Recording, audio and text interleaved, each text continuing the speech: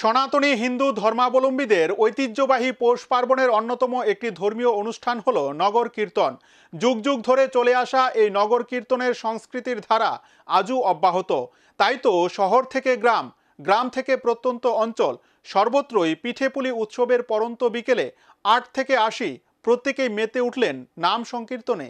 বাংলা ক্যালেন্ডারের পৌষ মাসের শেষ দিন মঙ্গলবার, আর পৌষ মাসের শেষ দিন মানেই বাঙালির ১২ মাসের ১৩ পার্বণের আরও একটি অন্যতম উৎসব পৌষ পার্বণ। ঘরে ঘরে পিঠে পুলির দারুণ আয়োজন।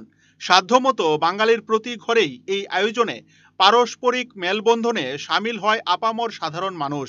এই পার্বণের অন্যতম আকর্ষণীয় আয়োজন গ্রামীণ সংস্কৃতির ধারা বাড়ি বাড়ি নগর কীর্তন।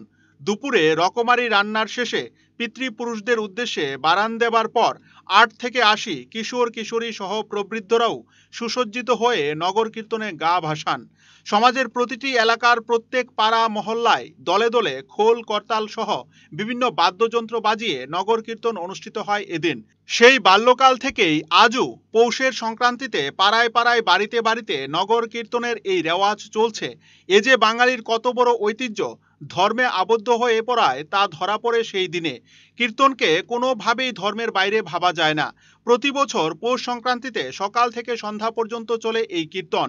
গ্রাম থেকে শহরের বিভিন্ন শ্রেণীর মানুষ একসঙ্গে গলা মেলান এদিন।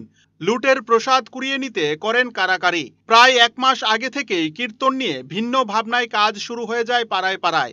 ছোট বড় ধনী দরিদ্র মধ্যবিত্ত সমাজকেও কীর্তনে সামিল করা হয়। আগাম প্রস্তুতিতেই পৌষ সংক্রান্তির সকালে বেরিয়ে পড়েন সবাই। আবাল বৃদ্ধ বনিতারা বিভিন্ন রঙে সজ্জিত হয়ে সনাতনীরা কীর্তনে সামিল হয়। খোল করতাল হারমোনিয়াম চন্দনের ফোঁটা হরিধ্বনি প্রসাদ বিতরণ সবই থাকে এই পার্বণে। কিন্তু বর্তমান সময়ে আধুনিকতার ছোঁয়ায় অনেকটাই যেন হারিয়ে যেতে বসেছে পৌষ সংক্রান্তির নগর কীর্তন। আজকাল নগর কীর্তনে আগেকার মতো আর সেই প্রাণের ছোঁয়া নেই। কীর্তন বলতে শুধু নাম সংকীর্তনকেই অনেকাংশে পুঁজি করে চিরাচরিত রীতিকে ধরে রাখতে হচ্ছে। কীর্তনিয়া এখন আর সেই আগেকার মতো নেই। আগে পৌষ সংক্রান্তি উপলক্ষে রাজপথ ধরে কীর্তন যেত। বাড়ি ঘর থেকে মানুষ বেরিয়ে লুট দিতেন। শহর এলাকায় এখন আর তেমনটা চোখে পড়ে না। ঐতিহ্যকে ফিরিয়ে আনার প্রয়াসে সামিল তবু গ্রামীণ কীর্তনিয়া গ্রামবাসীরা। আগেকার দিনে অনেক কিশোর কিশোরীও কীর্তন করে পথে হেঁটেছে, কিন্তু এখন অনেকটাই উধাও। এ ধরনের সাংস্কৃতিক পরম্পরা জিইয়ে রাখা জরুরি বলে প্রবীণদের অভিমত।